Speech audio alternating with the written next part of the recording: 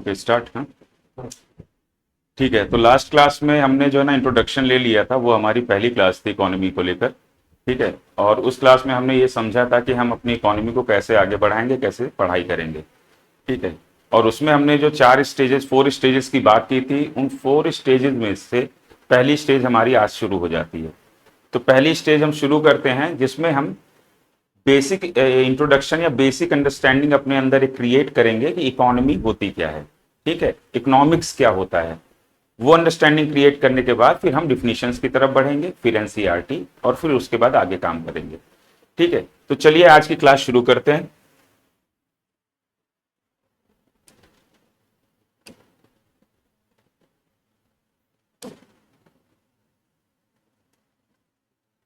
ठीक है। तो आज हम पढ़ेंगे basic understanding about economics and economy. ठीक है।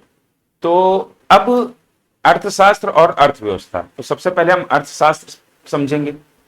अब अर्थशास्त्र एक सब्जेक्ट के रूप में हम क्यों पढ़ रहे हैं, ये जानना जरूरी है। ठीक है। हिस्ट्री एक सब्जेक्ट है, पॉलिटी एक सब्जेक्ट है, ज्योग्राफी एक सब्जेक्ट है, सबका अपना अलग अलग महत्व है।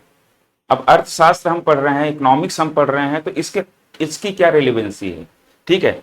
तो हमारा पहला सवाल, जब हम अपनी अंडरस्टैंडिंग क्रिएट कर रहे हैं, तो हमारा पहला सवाल निकल कर ये आता है कि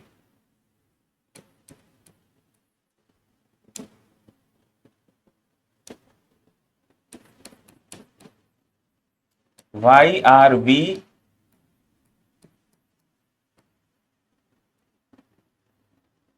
studying economics as a subject.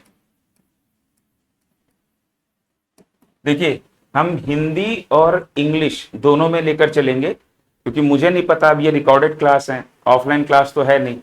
ठीक है। लाइन मतलब कि लाइव क्लास भी नहीं है कि जिसमें मैं पता कर सकूं। तो ये रिकॉर्डेड क्लास आपको मिलेंगी। ठीक है। तो जो इंग्लिश मीडियम वाले हैं वो इंग्लिश में देखते रहेंगे, और मैं हिंदी और में भी करता जाऊंगा। ठीक है। तो हिंदी और इंग्लिश दोनों में क्लास होंगी। अच्छा, एक और पॉइंट है कि नोट्स आपको कैसे दिए जाएं। तो नोट्स देने के लिए मैंने ये प्लान किया है कि टेलीग्राम लिंक, जो ट्रेडिशनल तरीका सब लोग अपनाते हैं, तो मैं आज कोशिश करूंगा, मुझे इतना टेक्निकल नॉलेज नहीं है, लेकिन मैं अपलोड करने से पहले कोशिश करूंगा कि टेलीग्राम लिंक मैं दे दूं उसमें। अगर आपको मतलब मैं नहीं कर पाता हूं उसमें टेलीग्राम लिंक अटैच, तो मेरा ये मोबाइल नंबर है।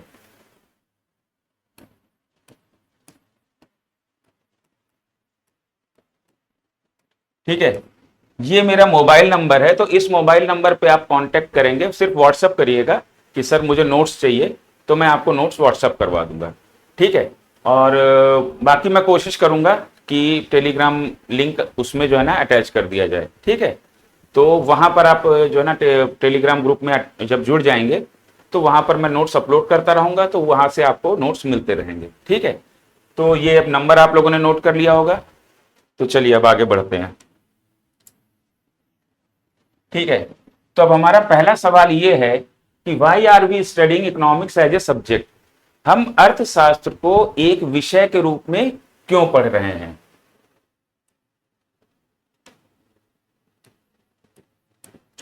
अर्थशास्त्र एक विषय के रूप में,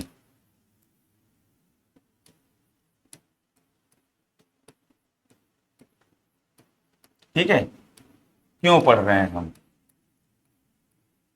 क्या मेरी बात समझ में आ गई। तो इसका कारण यह है कि हमारी जो धरती है, हमारी धरती पर जो रिसोर्सेज हैं, संसाधन हैं, वो संसाधन सीमित हैं। आप लोगों ने देखिए, आप लोगों ने सुना है कि जो हमारा फॉसिल फ्यूल है, यानी कि जीवाश्म ईंधन है, ये हमारा जो ना अगले आने वाले 40-50 वर्षों में समाप्त हो जाएगा। कहा जाता है कि जो शुद्ध पेयजल है वो कम होता जा रहा है, तो जल बचाओ, जल ही जीवन है। ठीक है। और जैसे ये कहा जाता है कि हमारे मिनरल्स भी जो है ना लगातार कम होते चले जा रहे हैं। फिर जब आप इन्वायरमेंट में पढ़ोगे, तो इन्वायरमेंट में जो है ना आपको ये पढ़ने को मिलेगा कि कई सारी वनस्पतियां और कई सारे जीव जंतु, ठीक है, वो भी जो है मतलब या तो समाप्त हो चुके हैं या समाप्त होने की कगार पे हैं। ठीक है। तो ये सारी चीजें हैं क्या, ये सारी चीजें संसाधन है। ठीक है। अब समाप्त हो रहे हैं या समाप्त हो जाएंगे या समाप्त होने की कगार पर हैं, तो इसका मतलब ये निकल कर आ रहा है कि जो धरती पर संसाधन है वो सीमित है। ठीक है, तो हम क्यों पढ़ रहे हैं इकोनॉमिक्स?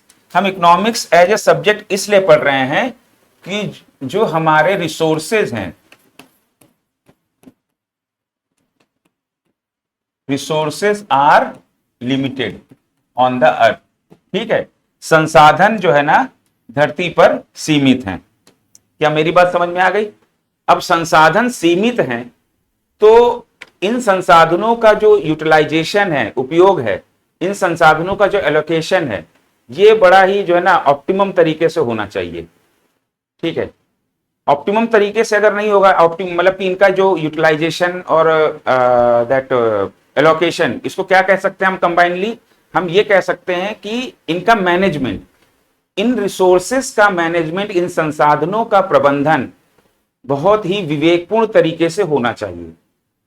अगर ये विवेकपूर्ण तरीके से नहीं होगा तो जहां अगर इनको 100 साल बाद खत्म होना है या 200 साल बाद खत्म होना है, या हम हो सकता है कि बचा ले जाएं आगे की आने वाली पीढ़ियों के लिए, तो हो सकता है कि अगले 20-30 सालों में ही खत्म हो जाएं। ऊपर से अगर हम इनका ठीक से प्रबंधन या इनका ठीक से जो है ना इनको आवंटन, इनका ठीक से उपयोग नहीं करेंगे तो ये भी हो सकता है कि इनकी बर्बादी भी हो। ठीक है, तो इन सीमित संसाधनों का प्रबंधन ठीक तरीके से किया जा सके, इसलिए जो है ना अर्थशास्त्र एक विषय के रूप में डेवलप हुआ। तो हम क्यों अर्थशास्त्र एक विषय के रूप में पढ़ रहे हैं? अर्थशास्त्र को हम विषय के रूप में इसलिए पढ़ रहे हैं क्योंकि हमारे संसाधन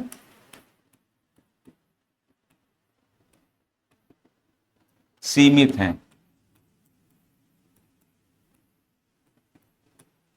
ठीक है, अब अगला सवाल निकल कर यह आता है कि भाई संसाधन क्या है? ठीक है, अगला सवाल क्या निकल कर आ रहा है कि संसाधन क्या है, रिसोर्सेस क्या है?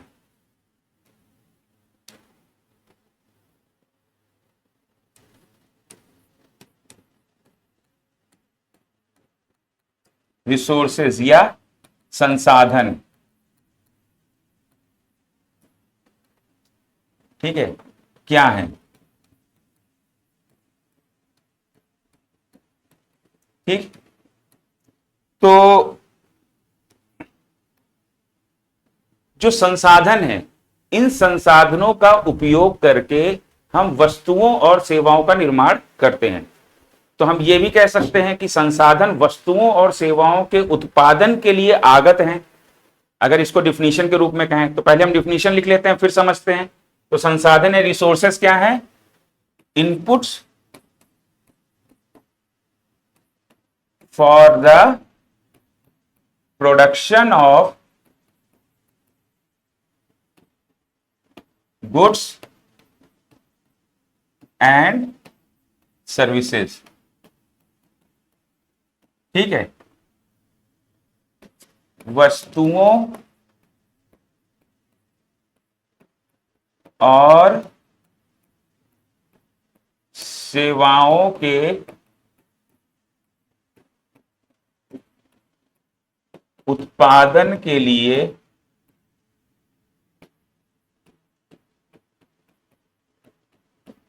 आगत हैं। ठीक है, इनपुट को हिंदी में कहते हैं आगत। ठीक, अभी आपको यह नया वर्ड लग रहा होगा लेकिन धीरे धीरे आप समझ जाएंगे। आप लोग नोट करते जा रहे हैं कि नहीं करते जा रहे हैं? देखिए, यहां तक हमने यहां से शुरू किया है और यहां तक हमने लिख लिया है। मैं थोड़ा साइड हट गया हूं। ठीक है, तो आप लोग जो है ना यहां पर पॉज करके इसको नोट करते हुए चलिएगा। ठीक है, मैं आगे बढ़ रहा हूं। ठीक, तो संसाधन क्या है हमारे? संसाधन inputs for production of goods and services, वस्तुओं और सेवाओं के उत्पादन के लिए आगत हैं। ठीक है, अब अगला सवाल निकलकर यह आता है कि वस्तुओं और सेवाओं का उत्पादन किया क्यों जाता है? ठीक है, अगला सवाल क्या है?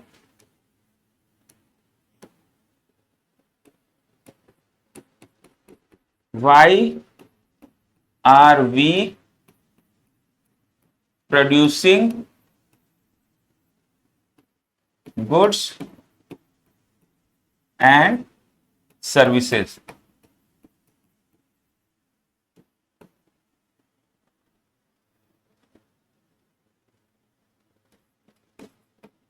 वस्तुओं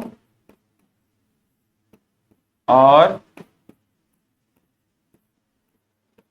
सेवाओं का उत्पादन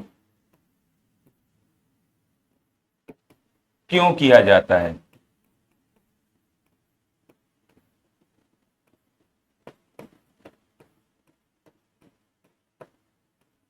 ठीक है, हम वस्तुओं और सेवाओं का उत्पादन क्यों करते हैं।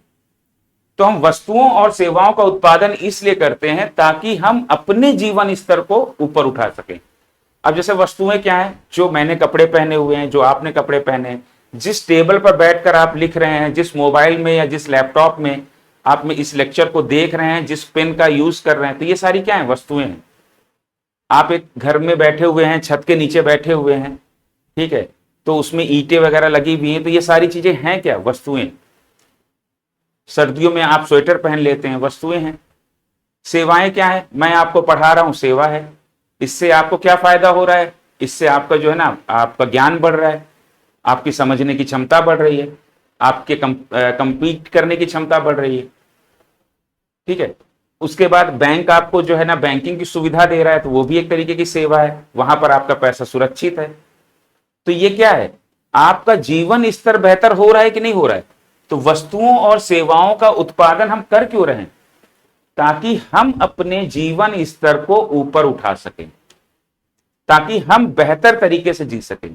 पहले हम जीते थे जंगलों में, ठीक है, तब वस्त्र भी नहीं होते थे, तब हमारे पास जो है ना पत्थर के हथियार थे।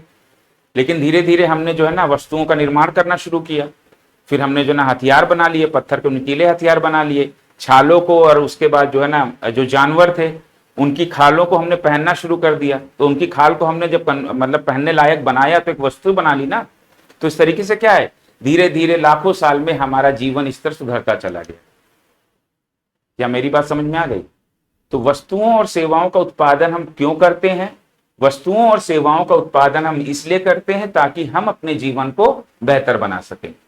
और वस्तुओं और सेवाओं का उत्पादन कैसे होता है, इसमें क्या प्रयोग किया जाता है, तो हम इसमें रिसोर्सेस का इस्तेमाल करते हैं एज ए इनपुट। हम संसाधनों का इस्तेमाल करते हैं एज ए इनपुट आगत के तौर पर। क्या मेरी बात समझ में आ गई। देखिए इतना मैं जो है ना इसको थोड़ा छोटा कर देता हूं।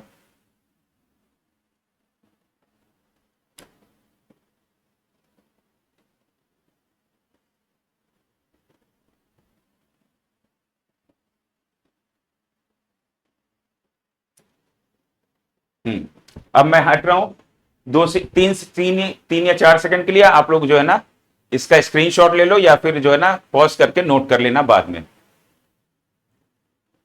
सब कुछ विजिबल है, आप फर्स्ट पॉइंट से विजिबल है। हम अर्थशास्त्र एक विषय के रूप में क्यों पढ़ रहे हैं, क्योंकि हमारे रिसोर्सेस लिमिटेड हैं, हमारे संसाधन सीमित हैं। अब संसाधन सीमित हैं तो उससे क्या फर्क पड़ेगा भाई, संसाधन अगर सीमित हैं तो वो संसाधन जल्दी खत्म हो जाएंगे अगर हम उनकी बर्बादी करेंगे, अगर हम उनको ठीक से एलोकेट नहीं करेंगे, ठीक से उनका यूटिलाइजेशन नहीं करेंगे, और अगर वो समाप्त हो जाएंगे तो हम वस्तुओं और सेवाओं का निर्माण नहीं कर पाएंगे। तो वस्तुओं और सेवाओं का अगर हम निर्माण नहीं कर पाएंगे, वो धीरे धीरे हम वस्तुएं और सेवाओं का जो प्रोडक्शन है वो कम होता चला जाएगा। तो हम जहां से शुरू हुए थे हम वहीं पहुंच जाएंगे। मतलब जंगल में एक जंगल में जानवरों की तरह जिस तरीके से हम बिना कपड़ों के रहते थे, उसी अवस्था में वापस चले जाएंगे, क्योंकि रिसोर्सेज बचेंगे नहीं और जंगल भी नहीं बचेंगे उसके बाद तो, और शायद हम भी ना बचें। तो कुल मिला के संसाधन कितने इंपॉर्टेंट है, तो रिसोर्सेज इंपॉर्टेंट है, और इसीलिए जो है हम इकोनॉमिक्स को एज ए सब्जेक्ट पढ़ रहे हैं। ठीक है, तो आप लोगों ने इसको देख लिया। ठीक है, अब मैं आगे बढ़ता हूं। आप लोग पॉज करके इसको जो है जब लेक्चर देख रहे हो तो इसको नोट कर लीजिएगा। ठीक है, तो ये बात हमने समझ ली कि हमारे रिसोर्सेज लिमिटेड हैं, और उसके बाद रिसोर्सेज का इस्तेमाल करके हम गुड्स और सर्विसेज को बनाते हैं, और गुड्स और सर्विसेज को बनाने से हमारा जो लाइफस्टाइल है वो और इंप्रूव होता है। ठीक है, इसीलिए इकोनॉमिक्स का जो मोटिव है, इकोनॉमिक्स सब्जेक्ट का जो मोटिव है, अर्थशास्त्र विषय का जो उद्देश्य है, वो उद्देश्य है कि उद्देश्य ही है कि maximum welfare of the maximum people, क्या इसका मोटिव है? इकोनॉमिक्स का मोटिव क्या है? इकोनॉमिक्स सब्जेक्ट का मोटिव है, उद्देश्य है maximum welfare of the maximum people. क्या मेरी बात समझ में आ गई? इसको हिंदी में लिख देते हैं, उद्देश्य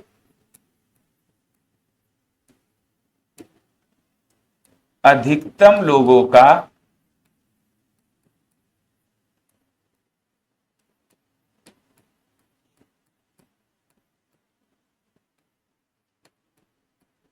अधिकतम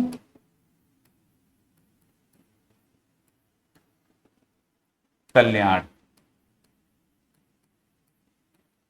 क्लियर? अधिकतम लोगों का अधिकतम कल्याण, यह उद्देश्य है हमारे अर्थशास्त्र विषय का। ठीक है, ये चीजें जो है ना, आप पूछोगे, आप बोलोगे कि सर ये एग्जाम में आएगा कि नहीं आएगा। देखिए, ये यूपीएससी की आप तैयारी कर रहे हो तो इस नजरिए से आप नहीं पढ़ सकते। ये आपकी समझ के लिए है। ठीक है, ये समझ आपकी होनी ही चाहिए। अब मैं आपको अगली जो चीज है वो मैं आपको इकोनॉमिक्स या अर्थशास्त्र की डिफिनीशन लिखवाऊंगा। तो अर्थशास्त्र की डिफिनीशन क्या कभी पूछी जाएगी? बिल्कुल नहीं पूछी जाएगी। लेकिन जब आप मेंस के, जब आप किसी भी चीज को लेकर अपनी जब समझ डेवलप करोगे, तो वो समझ डेवलप कैसे होगी? वो समझ ऐसे ही डेवलप होगी ना कि जब आपको उसका बेस पता है। तो ये बेस है, नींव जिसको कहते हैं, मकान की नींव। ठीक है, तो अगली हेडिंग डाल लेते हैं। अगली हेडिंग है हमारी इकोनॉमिक्स, या हिंदी में लिख लीजिए अर्थशास्त्र। ठीक है, इसकी डिफिनीशन देख लेते हैं। अब इसकी डिफिनीशन क्या है? Economics is a social science related to the production, distribution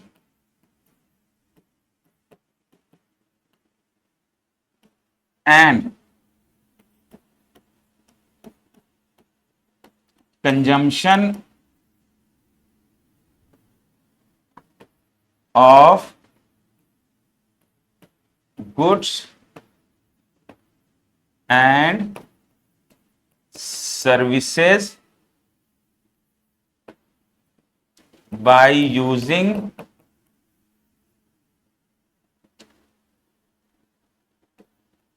scarce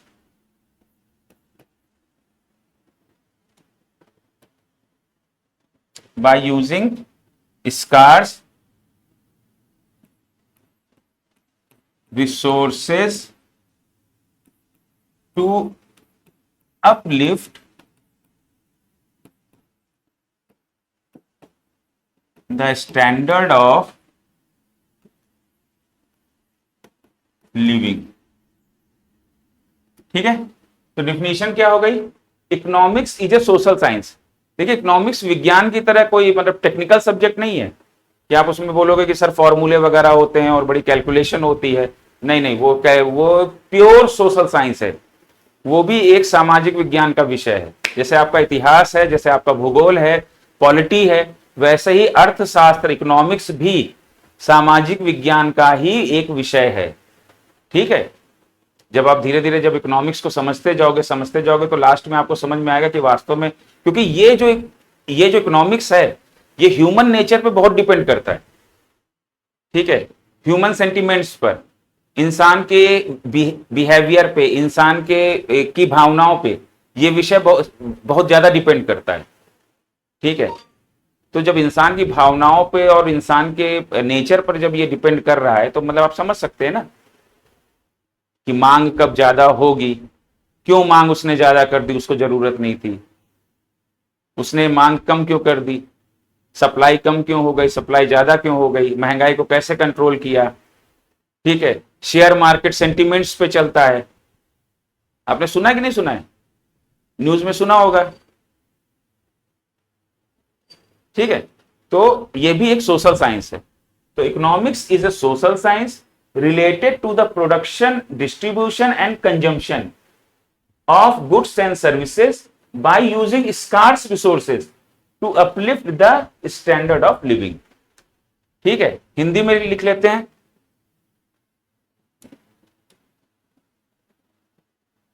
आप लोग यहां पर पॉज करके लिख लीजिएगा, आगे बढ़ते हैं हिंदी में। ठीक है,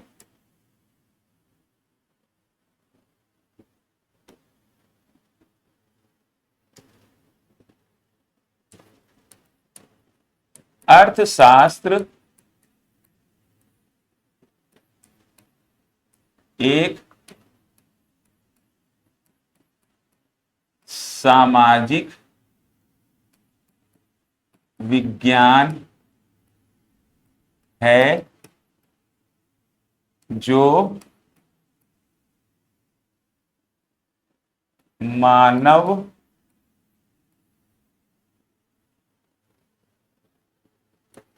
जीवन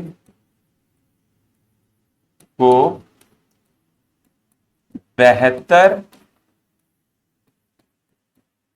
बनाने के लिए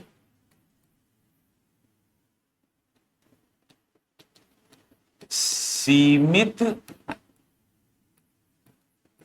संसाधनों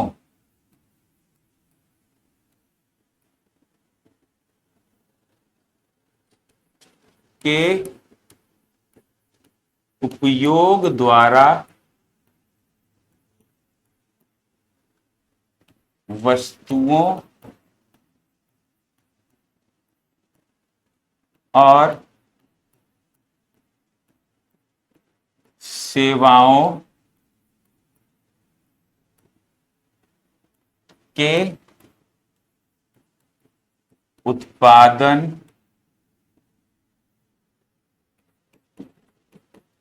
वितरण एवं उपभोग से संबंधित है। ठीक, हिंदी में यह डिफिनेशन हो गई। मतलब अगर आप इस पैराग्राफ को आप अगर 5-6 बार पढ़ेंगे तो आपको यह समझ में आएगा कि हमने जो ऊपर जो चर्चा की है उस चर्चा का क्रक्स यही है। वो सारी पूरी जो हमने पूरा जो डिस्कशन हमने ऊपर किया है वो पूरा डिस्कशन हमने यहां पर इन 4 लाइनों में लिख दिया, और यही हमारा क्या कहलाता है, यही हमारा अर्थशास्त्र है। यही मेरा पढ़ाने का तरीका भी है। अब मैं इतनी बड़ी डिफिनीशन अगर मैं आपको डायरेक्ट लिखवा देता तो आपको यह समझ में भी नहीं आता और आप कभी जीवन में पढ़ते भी नहीं पूरी तैयारी के दौरान। लेकिन अब क्या है कि मैंने आपको पहले ही उसको टुकड़ों में समझा दिया कि हम अर्थशास्त्र को एक विषय के रूप में क्यों पढ़ रहे हैं, क्योंकि हमारे जो संसाधन है धरती पर वो सीमित हैं। अब संसाधन किस काम आते हैं, तो संसाधन वस्तुओं और सेवाओं के निर्माण के लिए आते हैं।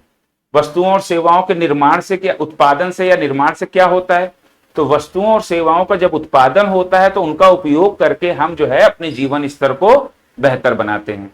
ठीक है, अब उसके बाद संसाधन अगर सीमित हैं तो उसके लिए क्या किया जाना चाहिए, तो जब संसाधन अगर सीमित हैं तो इन सीमित संसाधनों का जो है, इन सीमित संसाधनों का जो दोहन है, यूज है, उपयोग है, और इनका आवंटन यानी एलोकेशन।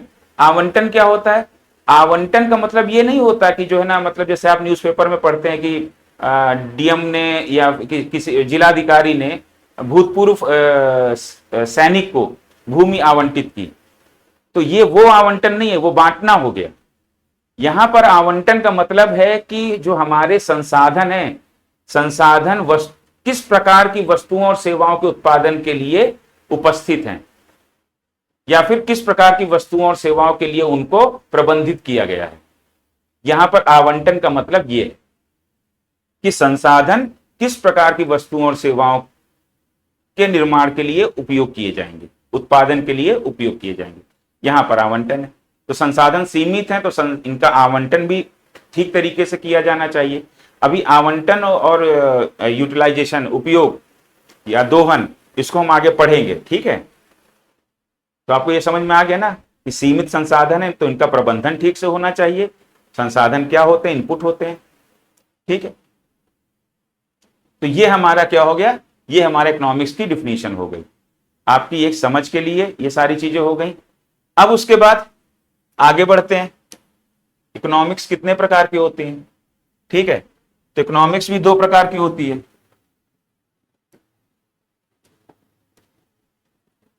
टाइप्स,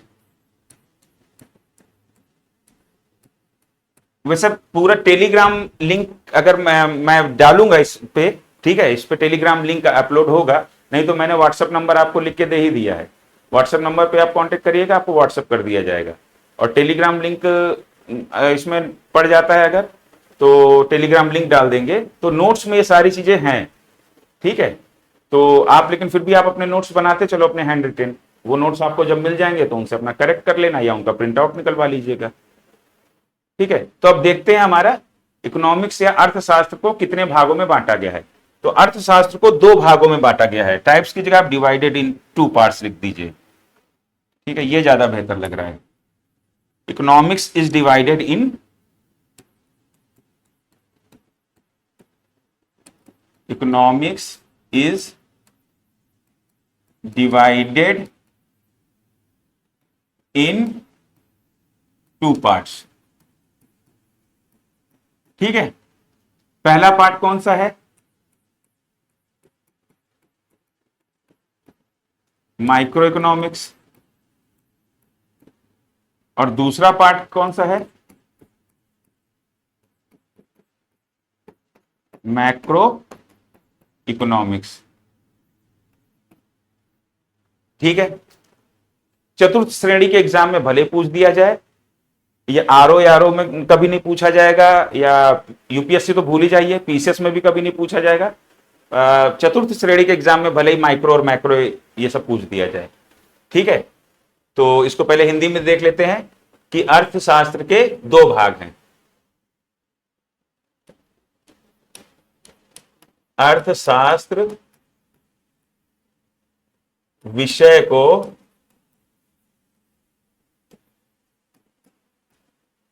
दो भागों में बांटा गया है, ठीक है। Economics is divided in two parts, ठीक। अर्थशास्त्र विषय को दो भागों में बांटा गया है। पहला कौन सा है? पहला हमारा माइक्रो इकोनॉमिक्स, जिसको आप हिंदी में क्या कहेंगे?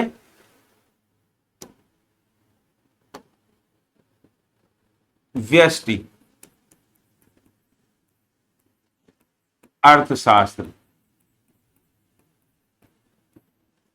और मैक्रो को क्या कहेंगे? समष्टि अर्थशास्त्र, ठीक है। अब माइक्रो इकोनॉमिक्स क्या होता है? तो माइक्रो इकोनॉमिक्स के तहत, ये नोट कर लिया आप लोगों ने? ठीक है, पॉज करके नोट कर लीजिएगा या फिर स्क्रीनशॉट ले लीजिए। अब आगे बढ़ते हैं, ठीक है। माइक्रो इकोनॉमिक्स क्या होता है कि माइक्रो इकोनॉमिक्स या व्यष्टि अर्थशास्त्र के अंतर्गत हम किसी एक यूनिट या किसी एक आर्थिक गतिविधि का अध्ययन करते हैं, ठीक है। और मैक्रो यानी कि समष्टि अर्थशास्त्र के अंतर्गत हम एक से अधिक यूनिट या एंटिटीज या इकाइयां, एक से अधिक इकाइयों का जो है ना के अंतर्गत होने वाली आर्थिक गतिविधियों का समग्र अध्ययन करते हैं। यानी उनका अलग अलग अध्ययन करके जोड़ नहीं देंगे। अगर उनका अलग अलग आर्थिक, अब इसको एग्जाम्पल से समझते हैं। देखिए, ये एक फैक्ट्री है, ठीक। मान लीजिए मेरे पास ये 3 फैक्ट्रीज हैं,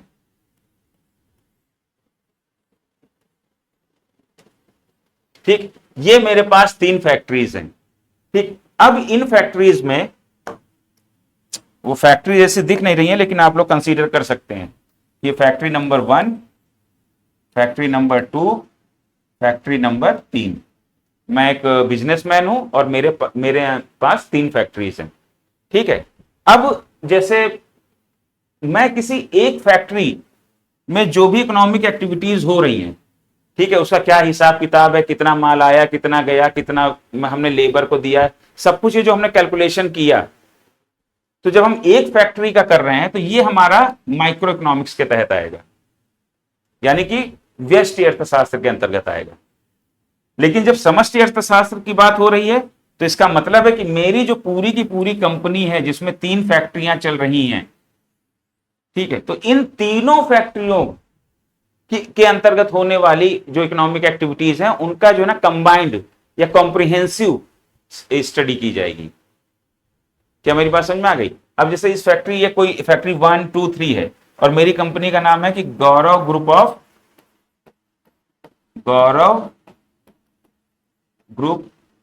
ऑफ इंडस्ट्रीज। ठीक है, अब जब गौरव ग्रुप ऑफ इंडस्ट्रीज का जो है ना हम स्टडी करेंगे, इकोनॉमिक स्टडी करेंगे, तो हमारा क्या हो जाएगा, ये मैक्रो के अंतर्गत आ जाएगा, क्योंकि गौरव ग्रुप ऑफ इंडस्ट्रीज के अंतर्गत जो है ना तीनों फैक्ट्रियां आ रही हैं। लेकिन अगर हम फैक्ट्री नंबर 1 केवल इसी के उसमें जो भी इकोनॉमिक एक्टिविटीज हो रही हैं, क्या कितना खर्च हुआ, कितना आया, कितना किसको दिया, ठीक है, तो वो सारी जब हम एक्टिविटीज का, तो वो हमारा कितना आ जाएगा। अगर एक का अध्ययन कर रहे हैं तो माइक्रो, और अगर पूरी की पूरी कंपनी का अध्ययन कर रहे हैं, और ये स्टडी कैसी होगी, कॉम्प्रिहेंसिव। कॉम्प्रिहेंसिव मतलब समग्र अध्ययन होगा।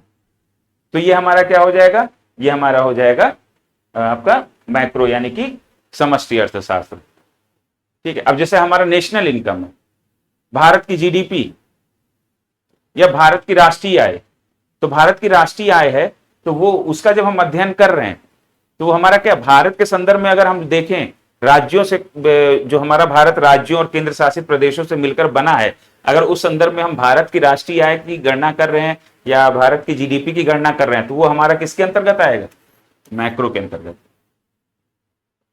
क्या मेरी बात समझ में गई? लेकिन जब हम वर्ल्ड लेवल पे चले जाएंगे तो दुनिया में तो और भी देश हैं 196, तो वर्ल्ड लेवल में तो भारत एक इंडिविजुअल है ना, तो जब हम वर्ल्ड लेवल पे एक बड़ा सिनेरियो देखेंगे तब हम भारत की राष्ट्रीय आय की गणना करेंगे, तो ये उसमें जाएगा माइक्रो में, क्योंकि इससे बड़ा सिनेरियो हमने लेकर चल रहे हैं।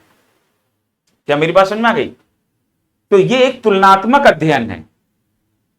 अब जैसे क्लास में, अब जैसे मान लीजिए कि मैं एक क्लास ले रहा हूं, अब इस क्लास में 20 बच्चे बैठे हैं, अब इन 20 बच्चों में से मैंने किसी एक बच्चे के घर में होने वाली आर्थिक गतिविधियों की स्टडी करनी शुरू की, तो ये क्या है, 20 बच्चों की तुलना, 20 बच्चे एक जो ना ब्रॉड पिक्चर है ना, तो इन 20 बच्चों के बीच में से मैंने एक बच्चा चुना है, तो ये जो स्टडी मेरी जाएगी ये माइक्रो में जाएगी। और जब 20 बच्चों की, यानी जब हम पूरी क्लास की करेंगे तो ये मैक्रो में चली जाएगी। लेकिन मान लीजिए कि जिस बिल्डिंग में मैं ये क्लास ले रहा हूं उस बिल्डिंग में 10 कमरे हैं, तो यहां पर तो एक कमरे में तो 20 ही हैं, तो यहां पर तो एक कमरे की जो है ना, अगर मान लीजिए हम 20 के 20 बच्चों की हमने स्टडी कर दी कि उनके घर, इन 20 बच्चों के, जितने भी इस क्लासरूम में 20 बच्चे बैठे हैं, इन 20 बच्चों के घर में क्या इकोनॉमिक एक्टिविटीज चल रही हैं, हमने इस रूम की हमने जो है ना, इस रूम के अंतर्गत जो इकोनॉमिक एक्टिविटीज थी उनका हमने कैलकुलेशन या उनकी हमने स्टडी कर दी। लेकिन बाकी 9 बचे कमरे और हैं इस बिल्डिंग में, तो जो हम बिल्डिंग के परिप्रेक्ष्य में देखेंगे तो हमारा जो है ना, ये क्लासरूम माइक्रो में चला जाएगा। क्या मेरी बात समझ में आ गई? अब इसके बाद भी अगर आपको नहीं समझ में आया तो आपको समझने की जरूरत नहीं है, बस आपको रट्टा मारना है। वो रट्टा ये मारना है क्योंकि एक्चुअली ये पूछा नहीं जाएगा, तो टाइम वेस्ट किस लिए करना है ना। तो जो एक स्टैंडर्ड लाइन है वो रख लीजिए, आपको आना चाहिए। जो इंपॉर्टेंट है तो उसको तो बिना समझाए आगे नहीं बढ़ूंगा मैं। जब तक आपको समझ में नहीं आ जाएगा, जब तक मैं खुद सेटिस्फाइड नहीं हो जाऊंगा कि नहीं अब समझ में पक्का आ गया होगा, इंपॉर्टेंट को बिना समझाए आगे नहीं बढ़ेंगे। लेकिन जो चीज है अब इससे कोई समझ भी नहीं डेवलप होनी है, लेकिन अब ये है कि सभी बुक्स में, स्टैंडर्ड बुक्स में दिया रहता है तो आप भी पढ़ लो। तो माइक्रो में क्या हो जाता है,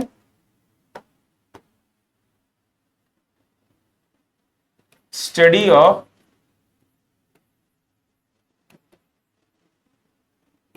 economic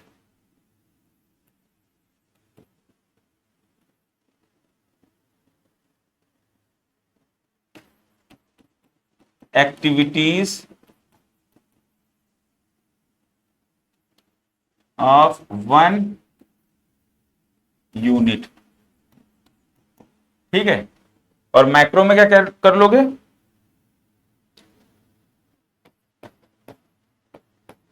comprehensive study of economic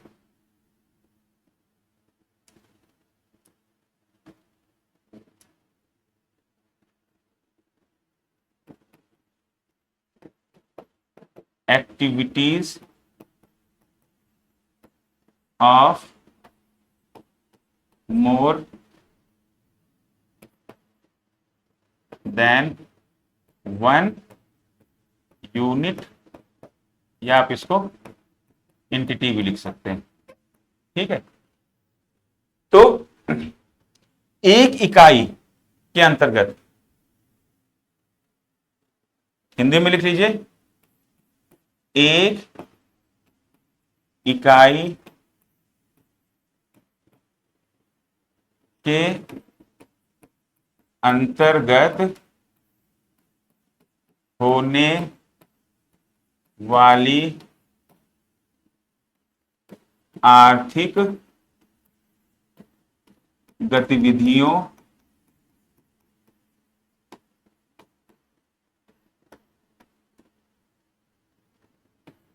का अध्ययन क्या कहलाता है आपका, माइक्रो या व्यष्टि अर्थशास्त्र। ठीक है, आगे बढ़े। ठीक, और इसको हिंदी में क्या लिखेंगे,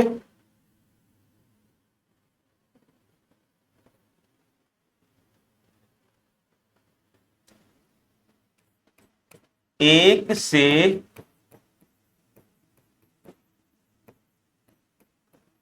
अधिक इकाइयों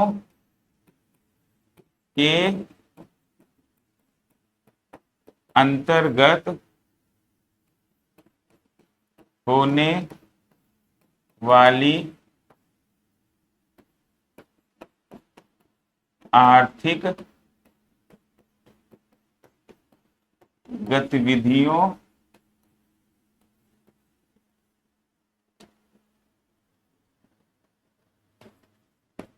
का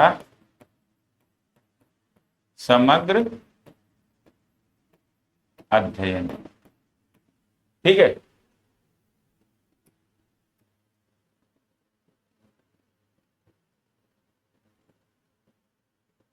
ठीक, study of economic activities of one unit micro economics हो जाएगा, और मैक्रो इकोनॉमिक्स क्या हो जाएगा, comprehensive study of economic activities of more than one unit या एंटिटी। व्यष्टि अर्थशास्त्र, एक इकाई के अंतर्गत होने वाली आर्थिक गतिविधियों का अध्ययन किया जाता है, और समष्टि अर्थशास्त्र के अंतर्गत एक से अधिक इकाइयों के अंतर्गत होने वाली आर्थिक गतिविधियों का समग्र अध्ययन किया जाता है। क्या मेरी बात समझ में आ गई?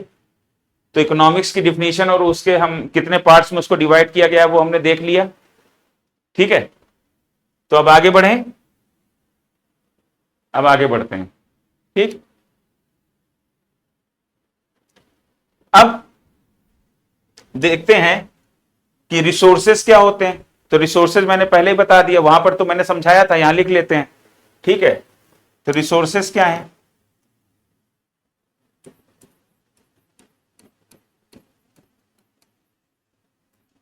यानी कि रिसोर्सेज हिंदी में क्या कहेंगे इनको? संसाधन। ठीक है, तो संसाधन क्या होते हैं? Inputs for the production of goods and services.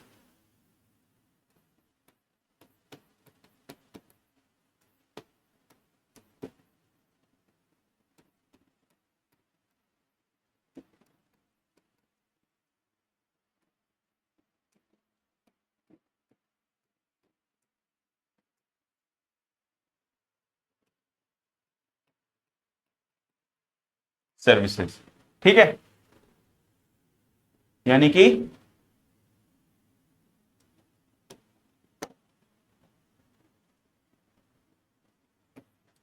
वस्तुओं और सेवाओं के उत्पादन के लिए आगते आगते ही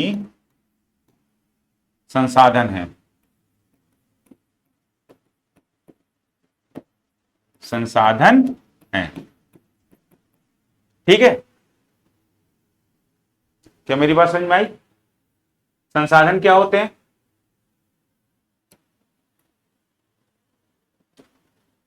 नोट कर लीजिए।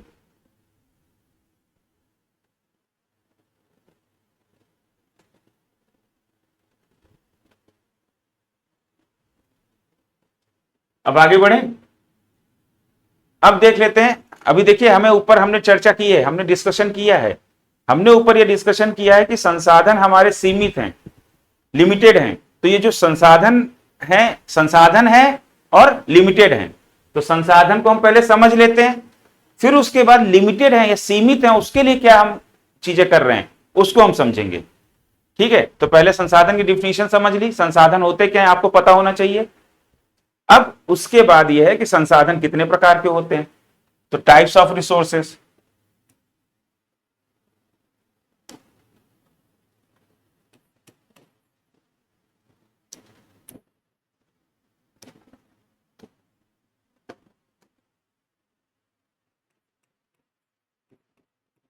टाइप्स ऑफ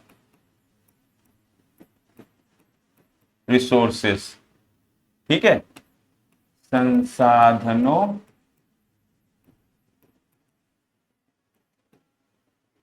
के प्रकार।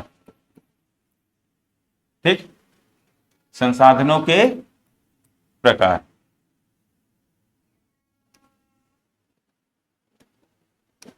कितने प्रकार के संसाधन है? तो संसाधन कितने प्रकार के हैं? 3 प्रकार के। नंबर 1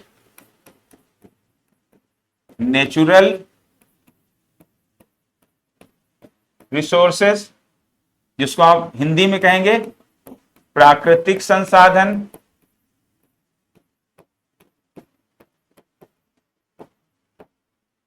ठीक है, नंबर 2,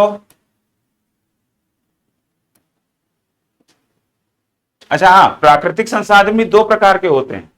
प्राकृतिक संसाधन भी 2 प्रकार के हैं। कौन कौन से हैं?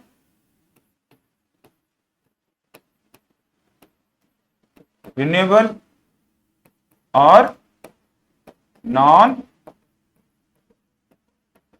रिन्यूएबल। ठीक है, इसको हिंदी में कहेंगे रिन्यूएबल को नवीकरणीय, नवीकरणीय प्राकृतिक संसाधन, और इसको हिंदी में क्या कहेंगे? गैर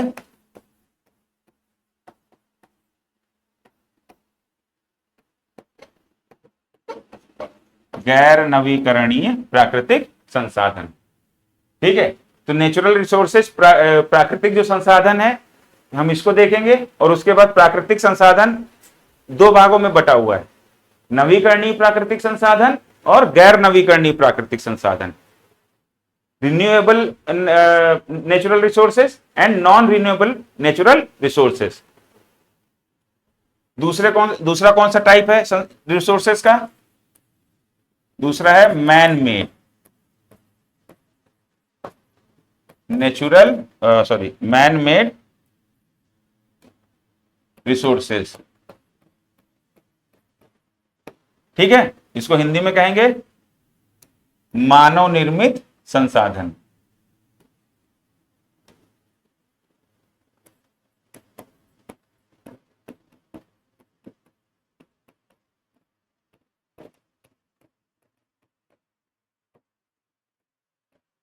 ठीक है, मानव निर्मित संसाधन।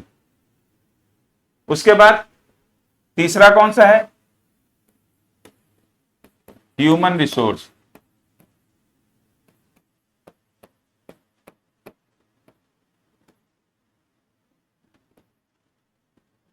मानव संसाधन। ठीक है, मानव भी संसाधन होता है। जैसे एचआर मिनिस्ट्री है कि नहीं है हमारे देश में, human resource ministry, HR ministry. ठीक है, तो ह्यूमन रिसोर्स मिनिस्ट्री है हमारे देश में। तो यानी कि कहने का मतलब क्या है? मानव संसाधन। क्लियर? इसको नीचे कर देता हूं। ठीक है,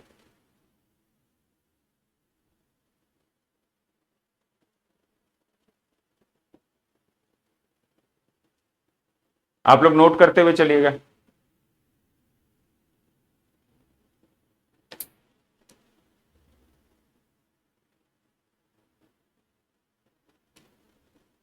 इतना कर लिया? तो अब सबसे पहले देखते हैं नेचुरल रिसोर्सेस। पहली हेडिंग क्या रहेगी?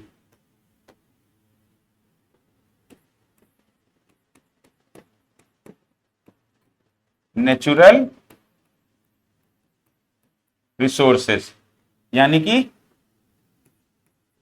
प्राकृतिक संसाधन। ठीक है, प्राकृतिक संसाधन। अब नेचुरल रिसोर्स किसे कहते हैं? प्राकृतिक संसाधन वो होते हैं जो प्रकृति से प्राप्त होते हैं और जिनमें बिना ज्यादा कोई मॉडिफिकेशन किए उनको डायरेक्टली प्रोडक्शन के लिए यूज कर लिया जाता है। क्या मेरी बात समझ में आ गई?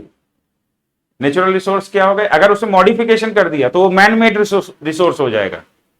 अगर किसी भी संसाधन में अगर मानव ने कुछ ट्रांसफॉर्मेशन कर दिया, ठीक है, या कुछ अपग्रेड कर दिया उसमें, तो वो फिर जो ना नेचुरल रिसोर्स नहीं बचेगा, वो प्राकृतिक संसाधन नहीं बचेगा, फिर वो मानव संसाधन, मानव निर्मित संसाधन बन जाएगा। और संसाधन है किस लिए? संसाधनों का उपयोग करके हम वस्तुओं और सेवाओं का उत्पादन करते हैं। और इस पूरी दुनिया में लड़ाई किस चीज के लिए चल रही है? संसाधनों के ऊपर कब्जा करने की। अब आप जैसे सुनते हैं कि पूरा मिडिल ईस्ट है, वहां पर चारों तरफ युद्ध ही युद्ध चल रहा है और मतलब कि दशकों से वहां पर कंटिन्यू युद्ध चल रहे हैं। थोड़े दिन के लिए युद्ध थमते हैं, फिर किसी देश में तख्ता पलट हो जाता है या कोई देश किसी दूसरे देश पे हमला कर देता है। तो ये सारी चीजें हो क्यों रही हैं? क्योंकि भाई वहां पर संसाधन है, हमारा जो जीवाश्म ईंधन है वहां पर काफी मात्रा में पाया जाता है। तो जीवाश्म ईंधन जो हमारा एक नेचुरल रिसोर्स है, उस पर कब्जा करने को लेकर जो अमेरिका जैसे जो पूंजीवादी देश हैं, तो वहां पर अशांति बनाए रखते हैं। क्या मेरी बात समझ में आ गई? तो नेचुरल रिसोर्स क्या है कि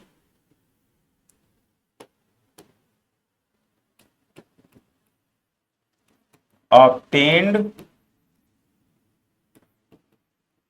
from the nature and used directly for production of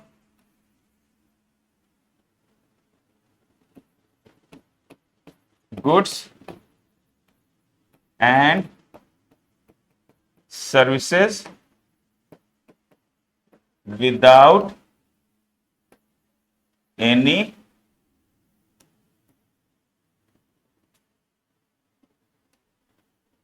pause करके लिखते चलिएगा, ठीक है, विदाउट एनी स्पेशल ट्रांसफॉर्मेशन। ठीक है, हिंदी में लिख लेते हैं कि प्राकृतिक संसाधन क्या है?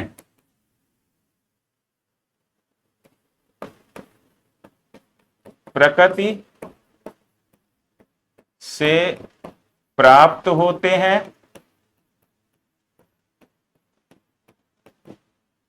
तथा बिना किसी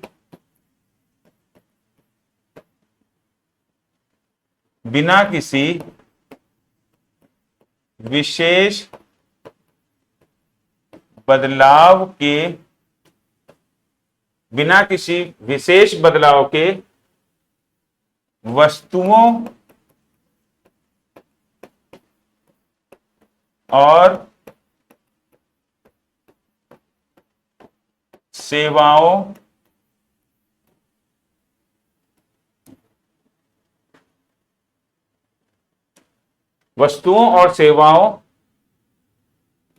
के उत्पादन के लिए सीधे